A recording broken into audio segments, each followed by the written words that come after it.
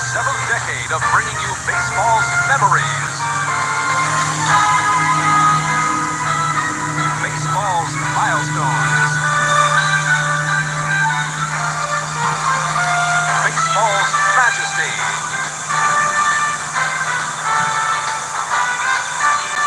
And baseball's magical moments. NBC Sports proudly presents the Major League Baseball Game of the Week. Today from Fenway Park, it's the Detroit Tigers versus the Boston Red Sox.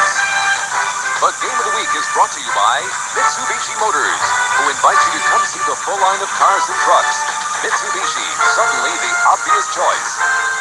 By Miller Brewing Company, sole sponsor of the U.S. Olympic Training Centers. And by Wrangler, American Hero Jeans. Hi, everybody. I'm Vin Scully, along with Joe Garagiola. Welcome to Fenway Park in Boston, the home of the Boston Red Sox, the only team in the big league. All right, everybody. We made it to a Saturday. It was a long week this week, the heat and everything. And fortunately, today is much cooler here on the East Coast.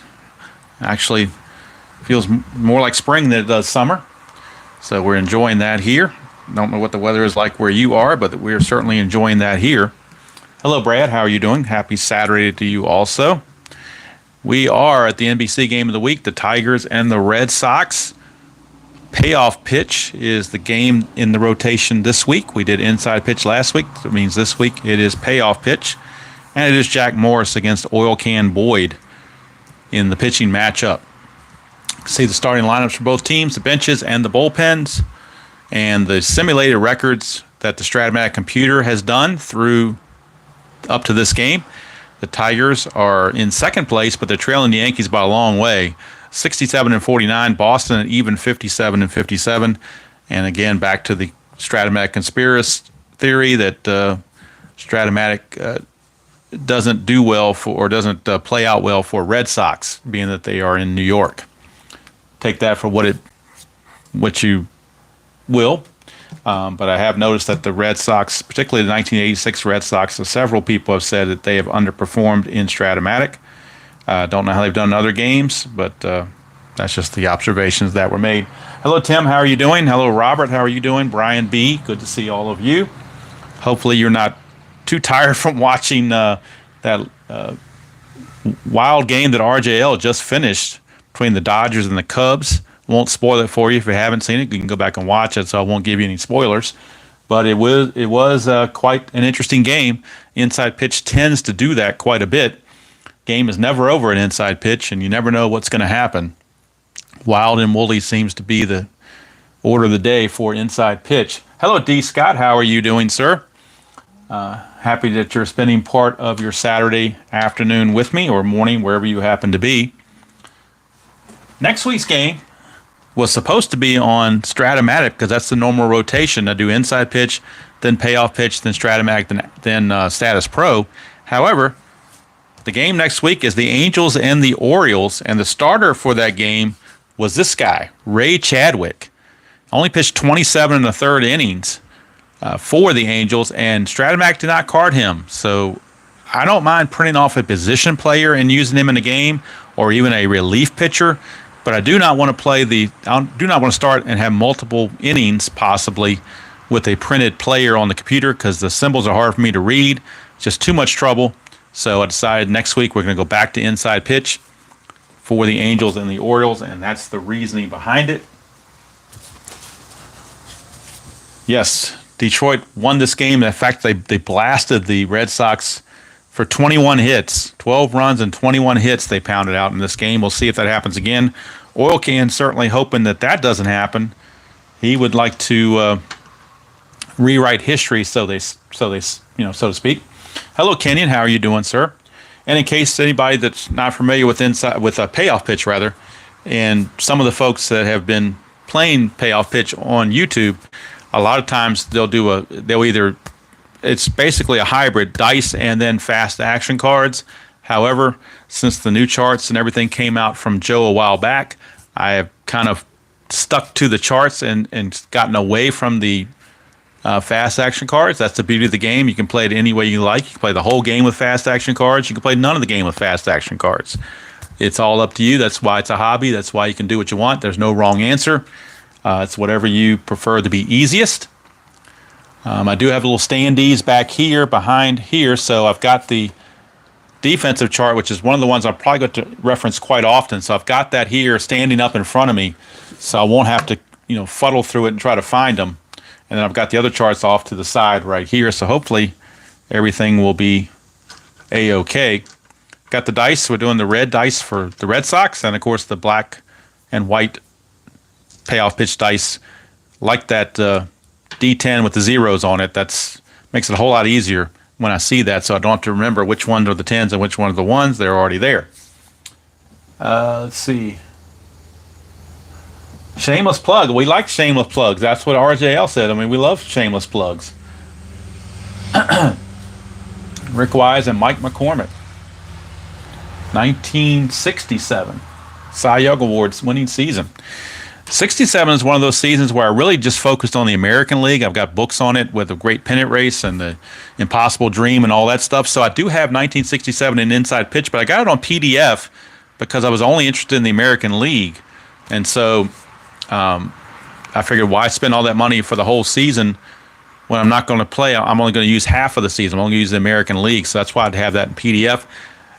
I may eventually upgrade and get the printed set. I don't know. But right now, because a lot of I've discovered now that as we get later in the season, in that season, some of the players came from the National League to the American League, like Ed Charles and a few others. So I would have to go back and print out those cards from the National League teams, then move them over to the American League teams. So I may end up just biting the bullet and buying that season on Inside Pitch. Anyway, it's one of my favorite seasons, and Inside Pitch is my new favorite game, so why wouldn't I have it on Inside Pitch? Inside Pitch, the PDFs work out pretty well, but there's just something about having the printed set that kind of makes it just looks better. And actually, honestly, I'm more apt to play something that has printed cards versus PDF, just the way I am. I don't know why. Now, I did do the payoff pitch with the printed cards. With the PDF. So since I went through all that effort to do that, I went ahead and kept the PDFs. I did not order the printed set. I did order the printed set of 1987 from Joe. They had a moving sale, so I went ahead and ordered that. That should be at some point. I know Joe's having health issues, so he can't get the orders out right away, which is no big deal. It'll get here when it gets here, eventually. But for some strange reason, my three favorite seasons all end in 7, 67, 77, and 87. And out of those three, Inside Pitch being my favorite game, the only season I have is 67, and that's in PDF.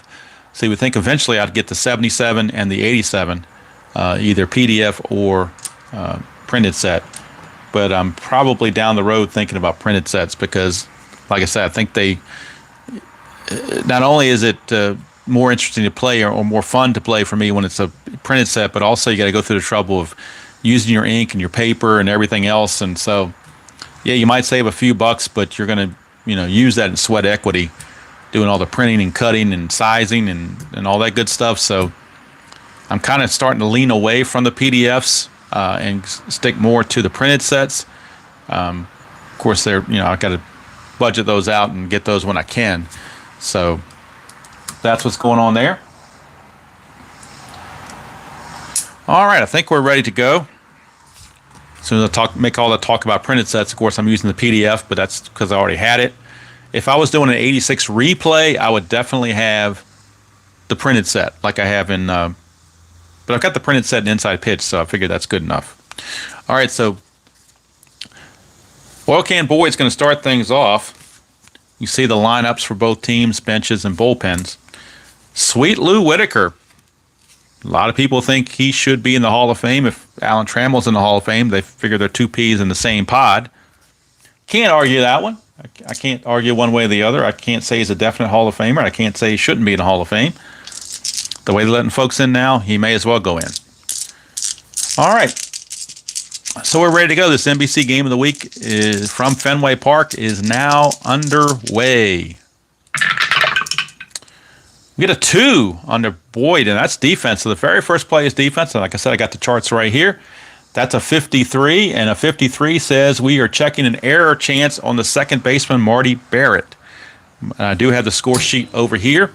Marty Barrett is a C and a 3. So error chance, as I bang into that, error chance. Then go to the ballpark card. His number is a 3. So error chance is a 1 to 42. So we're going to re-roll everything. 1 to 42 will be an error. Anything 43 or higher, he'll make the play. That's a 53. He does make the play. I roll the 2d6s because that tells you on the chart what kind of out it is, whether it's a ground out, pop out, whatever.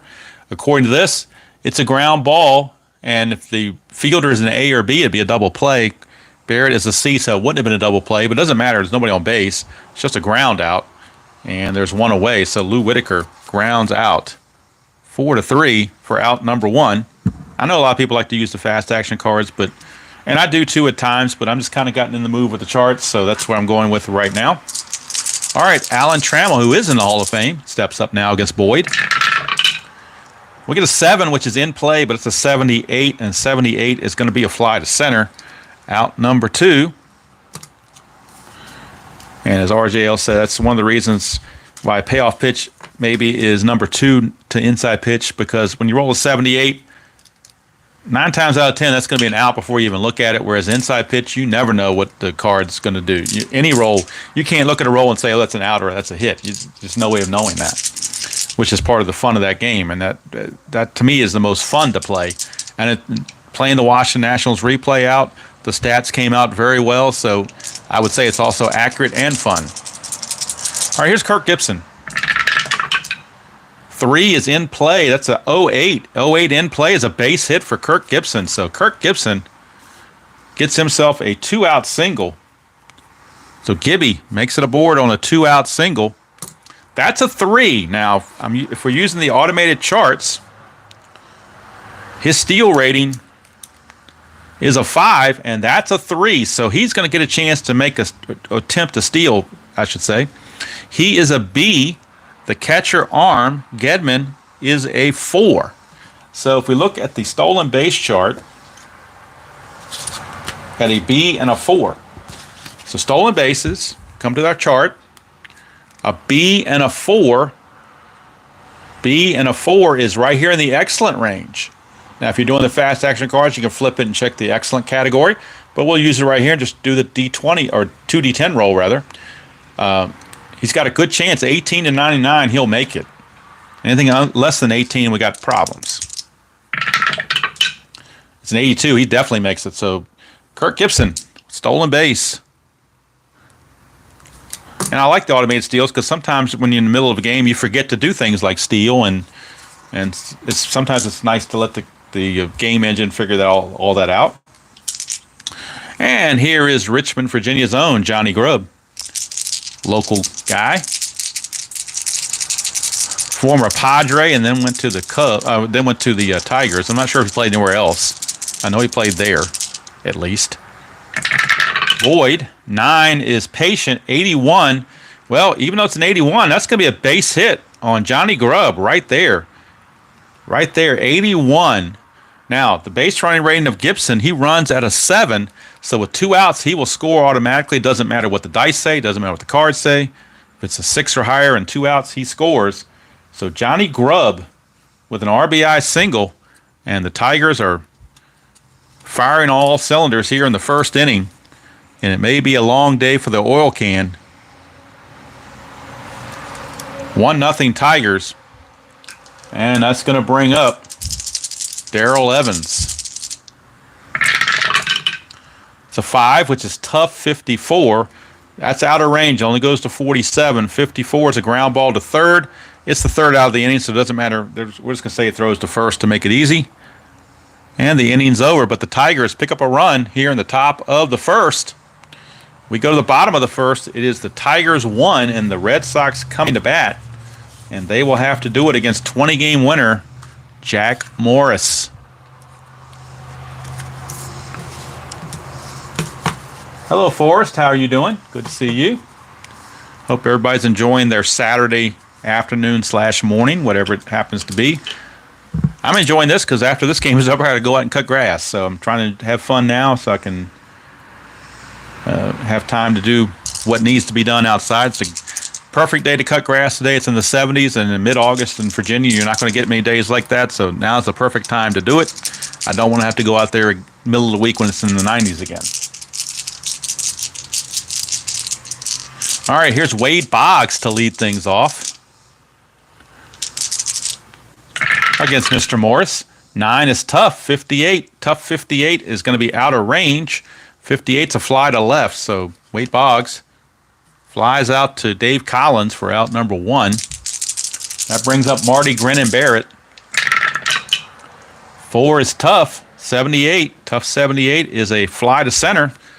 So 2 flyouts. This one put away by Chet Lemon. 2 up and 2 down for Jim Rice. 11 is Wheelhouse, and that's a 16. That is gone. Kaboom, as RJL would say. The 11 is Wheelhouse on Jack Morris, and 1 to 33 is a home run. That's a 16. Jim Rice didn't miss it.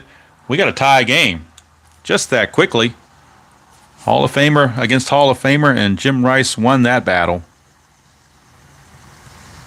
We are tied at 1, and we're in Fenway, and they scored 18 runs in the real game, so this could be a run-scoring fiasco.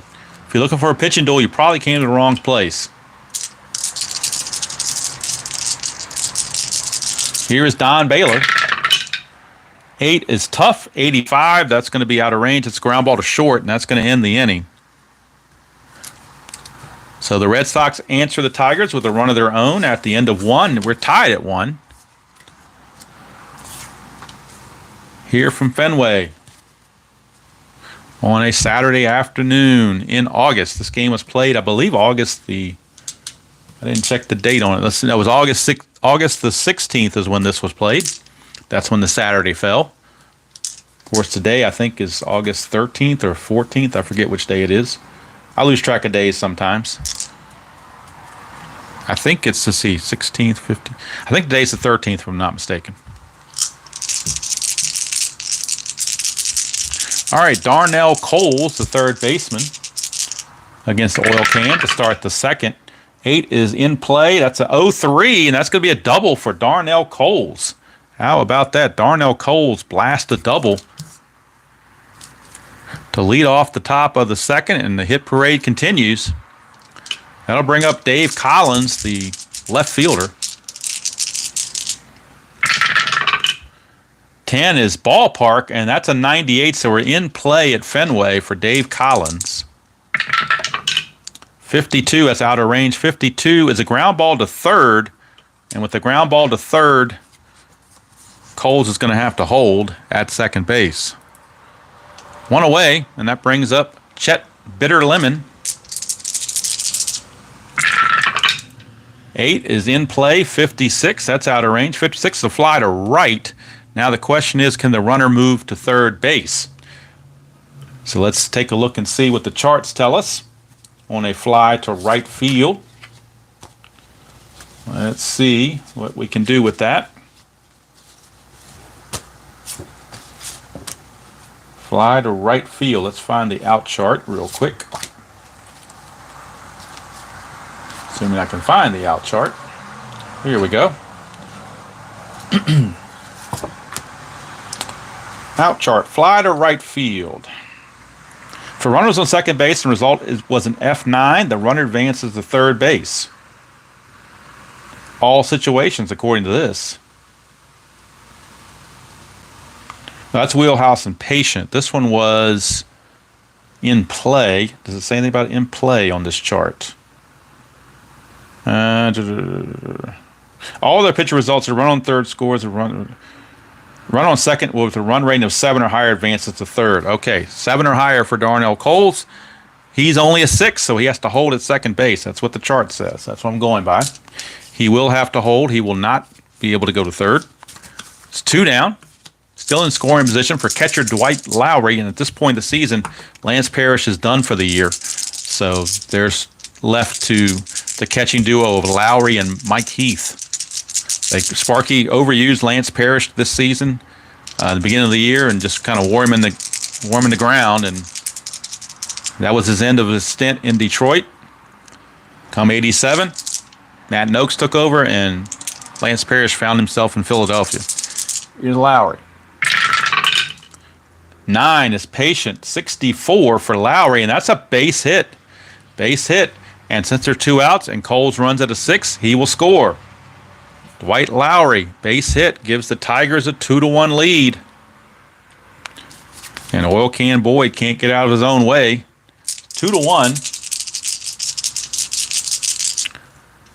Back to the top of the order for Sweet Lou. 7 is in play. 88. That's going to be a ground ball to second, and we'll just say he throws to first. It doesn't really matter. The inning's over. That's all that matters. But what also matters is the Tigers take the lead. 2-1 as we go to the bottom of the second. And runs are definitely aplenty, at least early on. Dewey Evans will lead things off for the Red Sox to start the bottom of the second. Hello, Mr. JAA. How are you? Dewey Evans steps up. 9 is tough.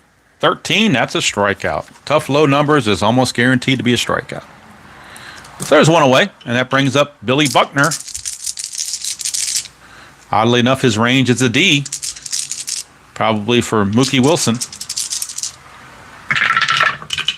8 is tough. 92, that's going to be a fly to right. So 2 up and 2 down, so now Jack Morris may be settling in. And Tony Armas, center fielder, steps to the plate. We get to 7, that's Patient. 99, though. When you get those high numbers, you know they're going to be outs. That's a fly to left to end the inning, and that's the advantage maybe of a game like Inside Pitch where you don't know what the dice rolls are going to do, where this one you know it's going to be out when it's that high up in the 90s. But that's going to end the inning. We go to the third, 2-1 favor of the Bengal Tigers. Oil Can Boyd back out.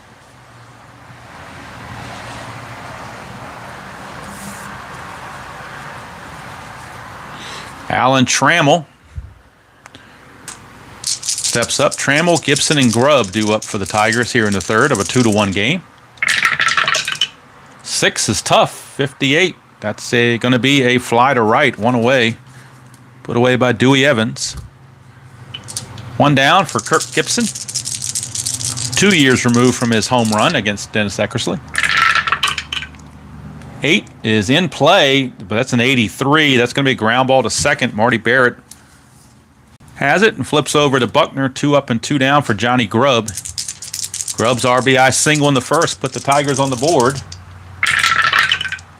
3 is in play. That's a 61, though. In play 61 to fly to left. And it's a 1-2-3 inning for Oil Can Boyd. So maybe the pitching is coming around. We shall see. So historically, the game was 12-6 in favor of the Tigers. So maybe we can get a lower scoring game in this one. We'll see. Bottom of the third now for Rich Gedman. Gedman followed by Romero and Boggs. 7 is Patient. 52. That's just out of range. It goes to 47. 52 is going to be a ground ball to first. Handled by Evans. Handled by Evans for 1 away. Taking the bag himself. 1 down for Ed Romero. He's holding down shortstop until they trade for Spike Owen. 10 is Ballpark. That's 95, so we're in play for Ed Romero. Needs a 24 or less. Didn't get it. 41 is a ground ball right back to Jack Morris. Easy play. 2 up and 2 down. Flip the order over to Wade Boggs. If you're the Tigers, this is when you want to face Boggs with 2 outs and the bases empty. He hit .359 against the righties, as well as .352 versus the lefties. 6 is tough. 76. That's going to be a fly to center to end the inning. Chet Lemon puts it away, and now maybe both pitchers starting to settle into the ball game. At the end of 3, it's 2-1 favor of the Detroit Tigers. Oil Can Boyd and Jack Morris both have 7 for their fatigue, so we'll keep an eye on that, but they've got a long way to go. Of course, if they give up enough runs, they would become fatigued before that, and you really don't want to go to the fatigued pitcher cards if you can avoid it. Really, really don't want to do that at all cost. All right, so Darnell Coles is your batter. Actually, not Darnell Coles. Should be Darrell Evans. I think the problem with these PDFs is sometimes the cards stick together. Even though a corner rounded them, they're still kind of stuck together. So Evans is your batter. Grubb made the last out last inning. So Evans, who grounded to third his first time up, will lead things off here in the fourth. 7 is in play. 57, though, is going to be a fly to left. 1 down for Darnell Coles, third baseman. He doubled and scored his first trip. 4 is tough. 39 struck him out. Will Can Boyd, first strikeout for Boyd. Only second strikeout of the game. Dave Collins. 12 is tough. 06. And speaking of strikeouts, he will do just that and strike out again. So Oil Can Boyd finishes the inning in style. Back-to-back strikeouts. Nothing doing for the Tigers here in the top of the fourth. Go to the bottom of the fourth. Still 2-1. And Marty Grinning Barrett leads things off. He will be followed by Rice and Baylor. Barrett flew to center his first chance. 7 is patient, 59, and that's going to be a base hit for Marty Barrett, 47-71. So Marty Barrett gets himself a leadoff single. That's a 7. His steal is only a 3, so he cannot steal. So Marty Barrett, though, will lead off with a single, even though he can't steal. And here's Jim Rice. He homered for the lone Boston run back in the first. Morrison, 8 is tough. 82. 82 is a fly to center, 1 away. Chet Lemon puts it away for Don Baylor, the designated hitter. He grounded to short his first time up. He doesn't want to do that now because that might be a double play. 8 is tough. 09, don't worry about double play. That's a strikeout. Jack Morris gets strikeout number 2. And that brings up Dewey Evans as the Red Sox are in danger of leaving Barrett on first. 4 is tough. 46. And he strikes out Evans to end the inning. So, boy, Jack Morris tightening things up with the runner on base. And both pitchers, actually, are getting the job done now after a shaky start. So we go to the 5th.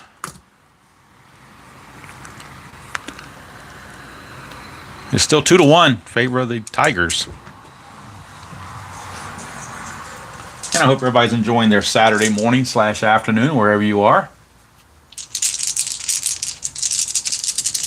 All right. Yeah, nothing better to do on a rainy day. Fortunately, it's beautiful here, but nothing better to do on a rainy day than roll some dice, my opinion. All right, top of the 5th. Oil Can Boyd facing Chet Lemon. It'll be Lemon, Lowry, and Whitaker. Lemon flew to right his first chance. 8 is in play. 54, definitely out of range. That's going to be a ground ball to Boggs. 1 down. And that brings up the catcher Lowry. He had an RBI single his first chance. 12 is tough. 90. Tough 90 is going to be a ground ball to second. Barrett all over it. 2 down. Back to the top of the order for Sweet Lou. He's 0 for 2. He's grounded to Barrett twice. 10 is ballpark. 0-2. We're in the wheelhouse for Lou Whitaker. Lou Whitaker's wheelhouse, 1-46, will be a goner.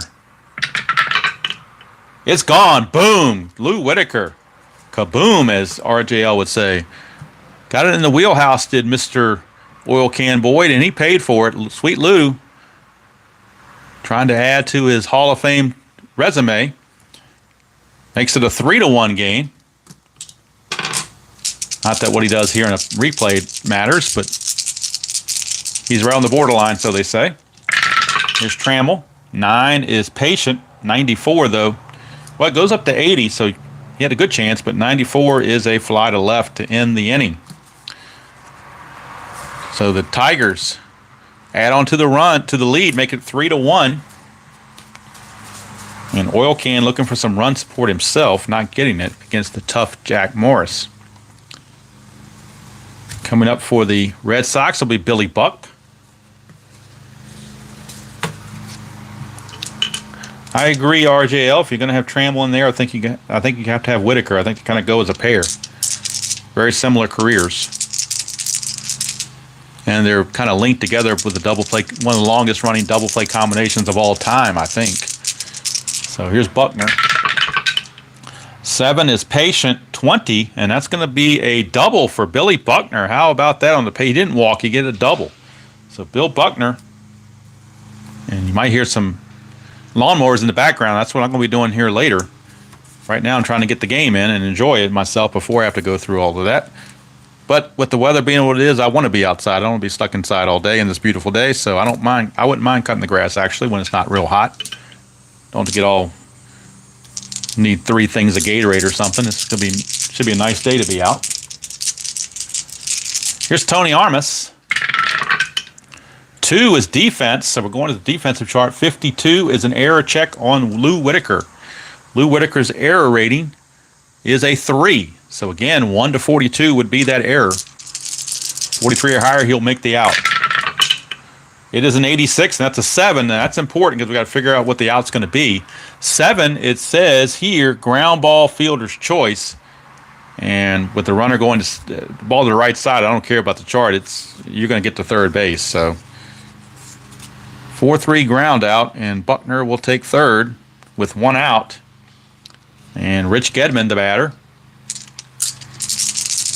Infield is back. They will give up the run to get the out because they don't want a big inning going. 2 is defense again, 28. Boy, we're getting a lot of defensive checks. This is the range of the center fielder, Chet Lemon. Chet Lemon's range is a B. So 1 to 44, it'll be a hit. 45 or higher, he'll get to this. It's an 89. He gets to it. That's a 9. So that number could be important as well. A 9 on an out chart says deep fly. If it's a deep fly, run on second or third base with a run rating of 6 or higher advances 1 base. Other runners have choice to advance. Let's see, Buckner. Buckner is only a 4, so he'd be a choice. Even though it was hit to deep center field, it's still showing him as being a choice. Boy, what do you do there with the choice? I would have thought he would have scored on that, but according to this, that's not what it says. So choice. The arm rating of Lemon, let's check his arm rating. Lemon is a 7 for his arm rating. Speed of Buckner is a 4. Do they take the chance down 3-1? You've got Armas coming up, but I think you might have a better chance scoring here than you do of getting a base hit for the next guy. So if I remember, and it's been a while since I've done the rules on this, but coach's choice is right here, coach's choice. It says roll 2d6 and compare the lead runner and outfielder arm. If the total is equal to or less than both, the runner is safe. So if it's equal or less than 7, both runners are safe. All right, what about if it's not equal to that? If the total is greater than both, the runner is out. So if we roll an 8 or higher, the runner is going to be out. So did we take a chance that we're going to get an 8 or higher? I think you still got to send him. 5, he is going to make it. So it's less, but it's not less than both. I take it back because he runs at a 4. It's in between. All right, so when we get a tweener, if the total is greater than one rating equal to less than the other, then roll the percentile and refer to the chart. Okay, so we're going to roll the 2d6s and refer to the chart. And the chart they're talking about is right here. 56 to 99, he's safe. 11 to 45, he's out. And 46 to 55, we got a potential wild throw. So let's see what happens. It is a 79, which means he is safe. So Buckner reaches on the sacrifice fly. Had to go through a lot of stuff on that, whereas inside pitch would have been a whole lot easier. Just saying. But it is a sacrifice fly to center field by Gedman. And the slow-running Buckner will score, cut the lead to 3-2. Not a knock on payoff pitch by any means. Just saying certain things would have been easier in other games, but payoff pitch maybe do some things easier than other games in their time. So each game has its pluses and its minuses. If I'm playing them, I enjoy them all. So, all right. Here's Ed Romero now with 2 outs and the bases empty. 3 is in play. 47 is going to be a ground ball to first. Evans will take it to the bag himself, and the inning is over. But the Red Sox chip away at that lead. They match the run that the Tigers got with a run of their own. We go to the 6th. It's 3-2. Favor of Detroit. And it wasn't a hard thing to figure out that sacrifice fly. Just had to go through a couple of rolls to get there. Whereas on like something like inside pitch, you got a sacrifice fly rating for the batter that would give him automatically. And then if you don't get it, then you go to the base runner. So it's like a little bit easier process, in my opinion. But like I said, every game is got their pluses and minuses. Most games have 9 times as many pluses and maybe 1 minus out of the 10. So here's Kirk Gibson lead off the 6th. 12 is tough. 0-1. Boy, that's a strikeout. You get a tough 0-1. Kirk Gibson couldn't handle that oil can Boyd offering. 1 down for Johnny Grubb. 5 is tough again. 75 is going to be a ground ball to short. Romero over to Buckner. 2 up and 2 down very quickly. So we're not getting the runs in this game that they got in the real game, that's for sure. Here's Darrell Evans. 8 is in play. 31, that's going to be out of range for Evans. 31's a pop out to short. Romero hauls it in, and it's a quick 1-2-3 inning for the oil can. He's keeping his team in the game. We go to the bottom of the 6th. It's still 3-2 Tigers. But the Red Sox are right there with them. And we're back to the top of the order for the Red Sox. Mr. Wade Boggs. He's uncharacteristically 0 for 2. He flew to left in the first and flew to center in the third. 9 is tough. 87. And that's going to be a ground out to second. Whitaker will throw him out. One Hall of Famer throws out the other. 1 down, and here comes Marty Barrett. That's an 8. That's tough. 69. Tough 69 is going to be a ground ball to second. Whitaker will again make the play. 2 up and 2 down for Jim Rice. Rice homered in the first, flew to center in the fourth. 6 is tough. 97, he will fly to left, and that's going to end the inning. So very quick bottom of the 6th, rather. We go to the 7th. 3-2, nip and tuck. I wasn't expecting this. I was expecting more runs than this, but that's why you play the games. Now we're starting the 7th inning, which is the fatigue inning for both pitchers, but they're under 3 runs, or they haven't allowed more than 3 runs, so he's still going to be okay, although the bullpen for the Red Sox is loosening. They have 2 lefties and 3 righties. And let's see what the Red Sox have, or the Tigers have. Coles, Collins, Lemon. It's a kind of a mixture of lefties and righties. So double barrel action in the Red Sox bullpen. They have Joe Sambito, a lefty, and they have the infamous Bob Stanley, a right-hander, loosing in the bullpen. But right now, Oil Can Boyd says, let me still get them. 7 is in play. 52. That's going to be out of range. That's going to be a ground ball to third. Boggs all over it. 1 down.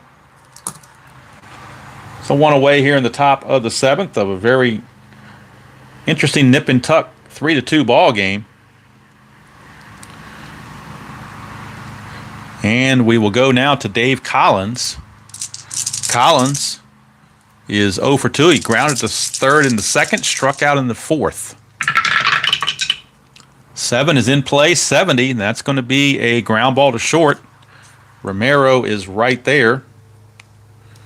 Take care of things.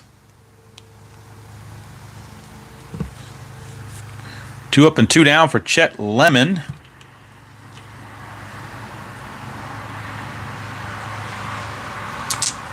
Lemon 0 for 2 as well. Flew to right in the second. Grounded to third in the fifth. 5 is tough. 12 struck him out. Strikeout for Oil Can Boyd. So it says, who's tired? I'm not tired. He's gone 7 and done very well for himself. We go to the bottom of the 7th. And we know what that means when we go to the bottom of the 7th. It is 7th inning stretch time. And we're ready to go here with the 7th inning stretch. Stand up and sing if you like.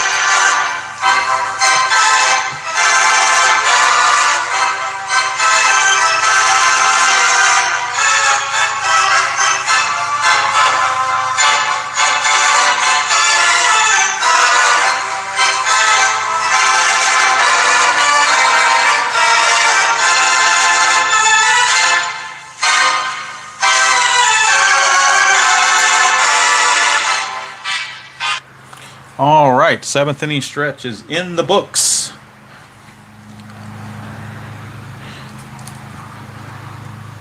And we're ready to go. Don Baylor. Again, Morris he's actually an 8 fatigue. I thought he was a 7. He's actually an 8, so he's definitely in good shape. No bullpen activity yet for the Tigers. So Baylor, it'll be Baylor, Evans, and Buckner due up for the Red Sox. They trail it 3-2. 5 is tough. 40 struck him out. Don Baylor is out on strikes for the 2nd time today. That brings up Dewey Evans. He has struck out both times. He's 0 for 2, trying to avoid the hat trick. 11 is wheelhouse. He definitely avoided the hat trick. That's a 58. That's a double for Mr. Dewey Evans. Boy, did he ever avoid the hat trick there. He cracks a double. And now the tying run is in scoring position for Billy Buckner, who doubled. Speaking of doubles, he doubled his last time up. And Evans only runs as a 5, so if we get to 2 outs, he will not score automatically from second base. So see if Buckner can maybe get an extra base hit to bring him home that way. Morris, 7 is patient. 74. 74 is a fly to center.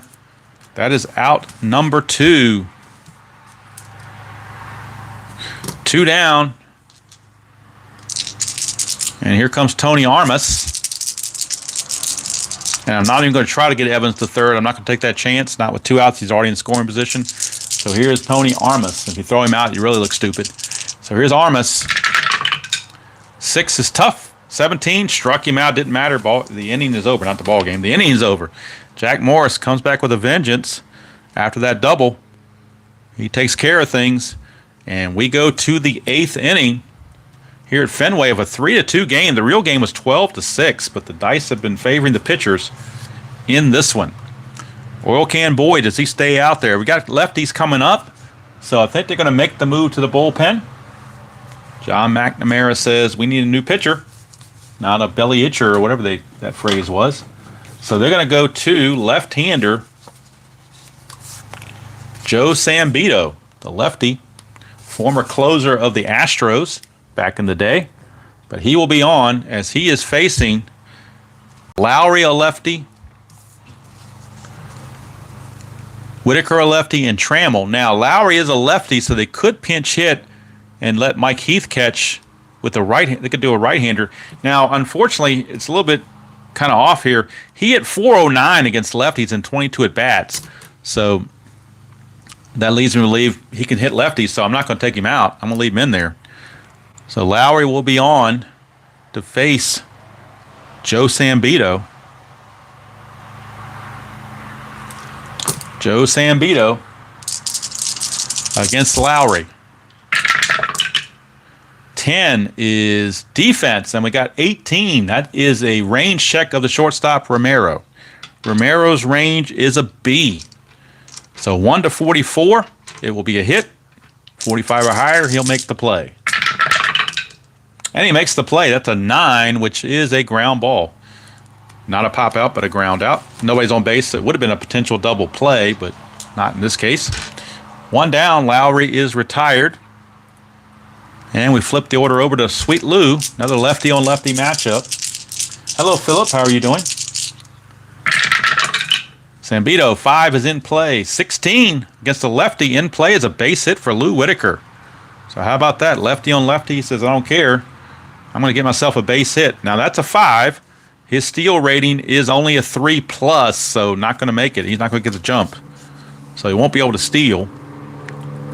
But he has homered and now singled, so he's getting the job done for the Tigers. And that brings up Alan Trammell. Now we got Trammell.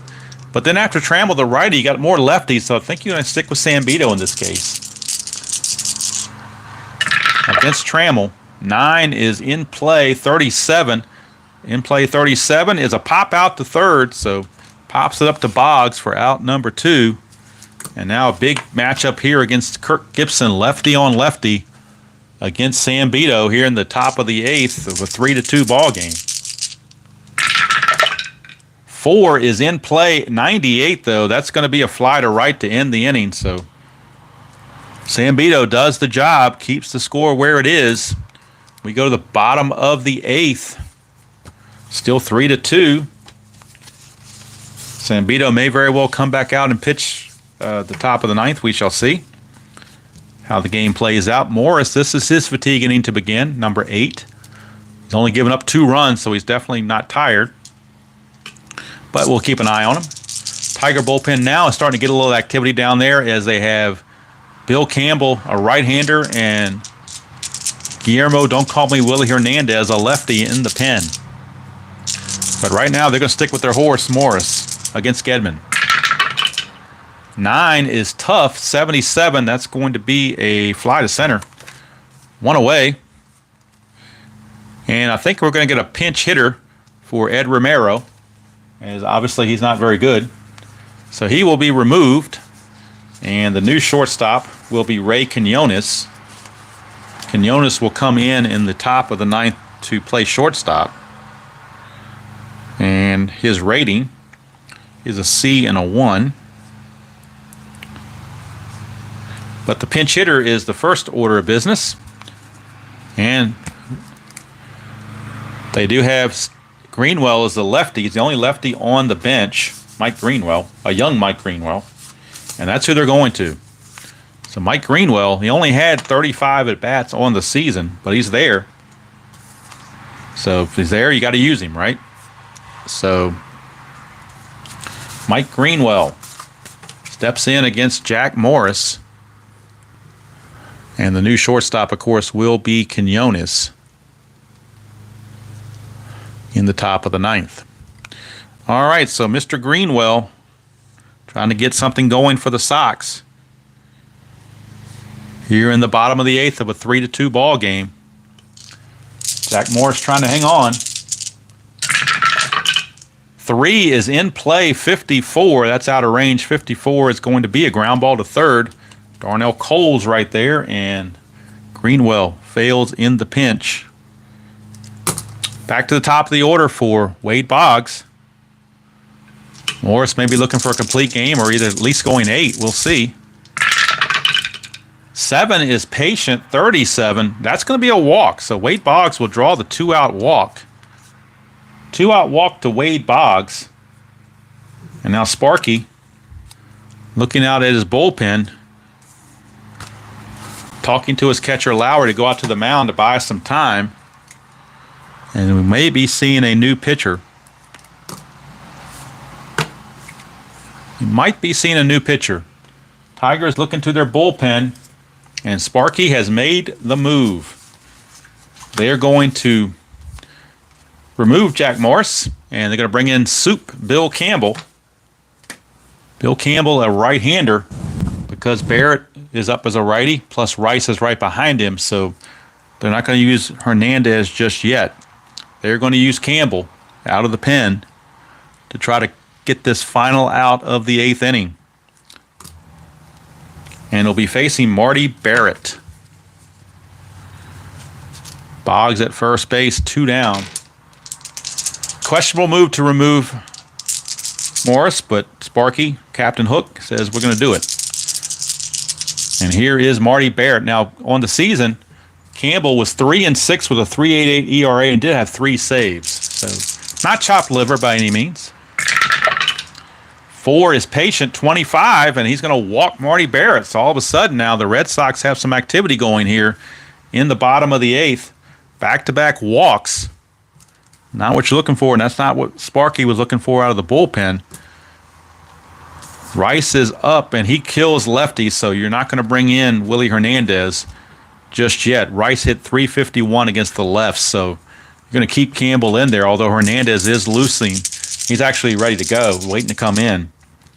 But trying to get that final out is Bill Campbell. 7 is in play, 36. And that's a base hit for Jim Rice, a 36. Boggs runs at a 6, so with 2 outs, he will score automatically. And we got a tie ball game. Marty Barrett runs at a 7, so he will go to third. And just like that, Bill Campbell was not the answer. We are tied at 3 apiece. And now Calvin Schiraldi is loosening the bullpen as a potential save situation might be coming up for the Red Sox if they take the lead. So we're tied at 3 here in the bottom of the 8th. A big, huge hit there for Jim Rice. And now what do you do if you're Sparky? Do you leave Campbell in there to face Don Baylor? He is a lefty versus a righty. But Campbell has struggled mightily. I think I'm going to leave Campbell in there one more chance. See if he can get out of this. 5 is tough. 48 he does not. Tough 48's a base hit for Don Baylor. How about that? The Red Sox have taken the lead. Rice will go to third since he runs at a 6. And Baylor. And the Red Sox now have taken a 4-3 lead. And Sparky is beside himself, as is Jack Morris, who's saying, I told you so. And that's going to be it for Bill Campbell, lefty-righty notwithstanding. They are going to remove him from the ball game and go to Willie Hernandez. It's probably 2 batters too late. But Willie Hernandez is in now for the Tigers. Schiraldi is ready in the pen to come in the top of the 9th as Boston has a chance to seal the deal in the 9th. Guillermo, don't call me Willie Hernandez is on. He was 8-7, 3.55 ERA, and 24 saves in 1986. That third out has been elusive here in the 8th inning for the Tigers. And Dewey Evans is up with 2 on. 8 is patient, 27, and that's a walk. So the third walk of the inning, and the bases are now loaded for Bill Buckner. And even Willie Hernandez is not getting it done. Tigers are imploding here in the 8th inning, rather. And the 8th man to come up in the inning is Bill Buckner. Bases loaded, facing Willie Hernandez. And the Tiger bullpen acting much like the Cub bullpen did for RJL in his game this morning. 6 is tough. 08 finally gets a strikeout to end the inning. But damage done. 2 runs in for the Red Sox. And they take a 4-3 lead as we go to the top of the 9th. And as RJL says, will we see some 9th inning magic? And Calvin Schiraldi says, not if I can help it. So Calvin Schiraldi is on 4-2, 1.41 ERA and 9 saves. So he will get the call over Bob Stanley. So Stanley had sat down, and now we're looking at Calvin Schiraldi. There are lefties coming up, but I think you got to go to your closer in this situation, not Sambito. Although Sambito did pitch well, I still think you got to go with the people that brung you. Dance with who brung you, as they say. It'll be Grubb, Evans, and Coles. If they wanted to pinch it for Coles, they do have a full complement of players on the bench. They got Bergman and Sheridan. And let's see, look at their numbers and see what kind of pinch hitters they could be. Potentially. Sheridan, not very good, 238. Bergman, 230. So I think they're pretty much, you're going to go with who you have. I don't think there's any reason to use a pinch hitter right now. I think it would be a pointless activity. Orioles and the Angels tonight on RJL Network from the old Wrigley Field, or the secondary Wrigley Field, the one they did the home run derby from, for the Angels. Of course, on inside pitch. But, as RJL would say, will we see some 9th inning magic? Johnny Grubb against Calvin Schiraldi. 8 is tough. 46. Just missed it. That goes to 42. 46 is a ground ball right back to Schiraldi. And we got 1 away. Start the top of the 9th. That'll bring up Darrell Evans. He's certainly capable of tying the game with one swing of the bat. He has a wheelhouse 1-60. Yeah, but you got to get that 12 or the ballpark. 12 or a 4 would get him there, potentially. That's an 8, though. That's tough. 41. That's a double. How about that? He doubles on a tough result. His one double against a righty is number 41. That's a 41. A double for Darrell Evans. He reaches, but he will not run. He will be lifted for a pinch runner because they want somebody with some speed out there because they would represent the tie and run. So we're going to check the bench and see who the best pinch runner would be out of all the guys that are there. Sheridan runs at a 10, so I think that's by default your best pinch runner. So Sheridan runs at a 10. He will come on and pinch run for Evans. But do you want to, or you might use, let's see. Let me double check that because, well, Bergman, you know what, they're going to run Sheridan and they'll bring Bergman in to play first if it goes to the bottom of the ninth.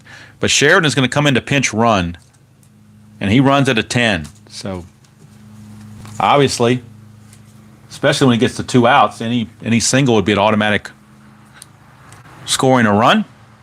Bergman only runs at a 5, so I didn't want to bring him in because even with 2 outs, he may not score. So we are sticking right where we're at. And Darnell Coles is your batter. John McNamara chewing some gum in there, and Stanley back to loosening the bullpen again. Here's Darnell Coles. 6 is tough. 0-9 struck him out. 2 down, so Schiraldi gets the second strikeout. Or the second out, rather, via strikeout. 2 down, and here's Dave Collins. He did hit 283 against the righties. So, chance still to get a base hit to tie this ball game. See if the ninth inning magic can come through, or if the Red Sox can put the game away here in front of the home folks at Fenway. Schiraldi at 10 is tough. 57, that's going to do it. Ground ball to third. Boggs fields it. Pumps once, pumps twice, and throws to the first baseman Buckner to nip Collins at the bag, and the ball game is over. The Red Sox win it by the final score of 4-3 here in front of the home folks. And we'll figure out wins and losses real quick. Sam Beto is going to be the winner, and Bill Campbell will be the loss. Morris was lifted before he could be the loser, so Bill Campbell takes the loss. The win goes to Sam Beto. The save goes to Schiraldi. And now we'll look at the line score and figure out the totals on the ball game. Tigers, let's check their hits. 1, 2, 3, 4, 5, 6, 7 hits for the Tigers. So 3 runs on 7 hits. I don't believe there were any errors in the game by either team. Doesn't look that way. So neither team made an error.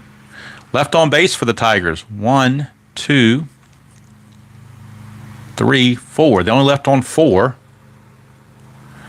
Now back to the Red Sox for their hits. 1, 2, 3, 4, 5, 6. 6 hits for the Red Sox rather. And left on base. 1, 2, 3, 4, 5. Left on 5. So there's your final line score. Red Sox get 2 in the 8th off the Tiger bullpen to win it 4-3 and steal one here in Fenway. They improve according to the Stratomatic computer to 58 and 57. Tigers drop to 67 and 50, so they fall further behind the Yankees in the AL East. For the Red Sox, 4 runs, 6 hits, no errors, and 5 left. Tigers, 3 runs, 7 hits, no errors, and 4 left. Winning pitcher Joe Sambito, loser Bill Campbell, save to Calvin Schiraldi.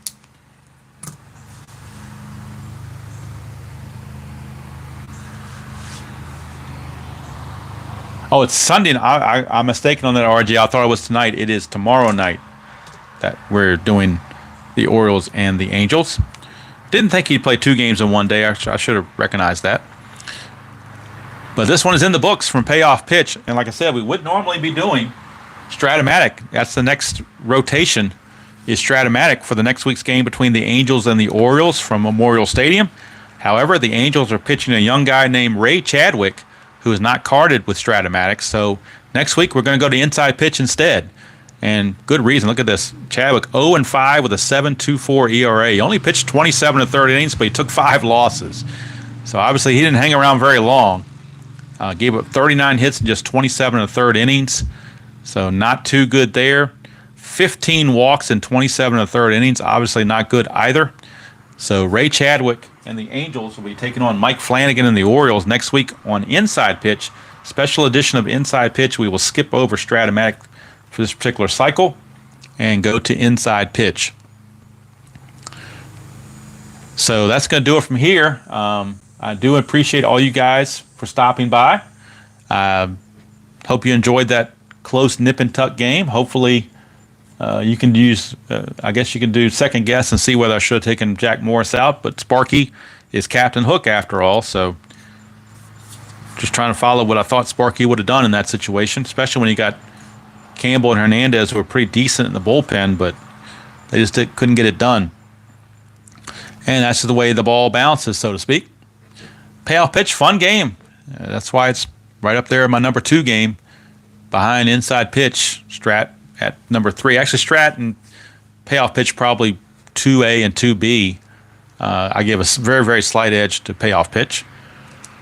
I grew up on, when I first started the hobby, I started Stratomatic, so it still holds a special place to some degree, although they have been kind of irritating me lately. Just for whatever reason, just not every time I try to do a season replay, I got to print out more cards, and it's just a big pain in the butt. Whereas if I do Inside Pitch or Payoff Pitch, I know I'm going to have all the cards for a season replay. Now, for the Demolition League, Stratomagic is perfect because you don't need all those players. You just need a good grouping of players. You don't need every single one. You just need the majority of them. And the Stratomatic's injury system and rest system to me are really, really good, so I do enjoy it for that. And speaking of the Demolition League, next video on that will appear on Tuesday, and it will be the final game of Series 10. It'll be Series 10 Matchup 5, Cleveland Indians against the San Francisco Giants.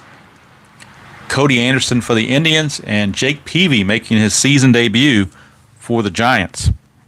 That'll be Stratomatic on Tuesday. Stratomatic Advanced only. But the next 2 weeks, it'll be Inside Pitch. The next week, rather, I should say, will be Inside Pitch. It'll be the Orioles and the Angels from Memorial Stadium. Inside Pitch for next Saturday. And, of course, on Friday, it'll be Fictional Friday as the Buffalo Bees finish up their road trip. Last 3 games of the 11-game road trip. They'll be going to Music City, Nashville, Tennessee. It's a chance that Kip Scary may be singing some country music. So you might want to tune in for that to see if he can carry a tune or not. We shall see. That's always a fun set to play. Nice, colorful cards and just very entertaining. History Maker Baseball, very entertaining game. Enjoy that quite a bit, along with all the others that I play. Let's see here. Thank you, Kenan. Kenan, I appreciate that. Thank you for all you guys that tuned in. I would stay and chat some more, but the yard is yelling at me to come cut me. So while we have nice weather today here in Virginia, it's nice and mild, relatively speaking, for a mid-August afternoon. I think the high is going to be like 82 today with very low humidity, so it beats the mid-90s with stifling humidity. So I better go out and cut it now while I got a chance. So that's going to do it from here. Again, final score: Boston scores 2 in the 8th and come back and defeat the Tigers by the score of 4-3. Winning pitcher Joe Sambito, losing pitcher Bill Campbell, save to Calvin Schiraldi. Until next time, and until tomorrow night, where RJL will be going live with his Orioles and Angels from 1961 Inside Pitch. And, of course, ironically, next Saturday, Orioles and Angels again, 1986, this time from Baltimore, but also an Inside Pitch. So hope everyone has a great Saturday. And until next time, I will see you all down the road.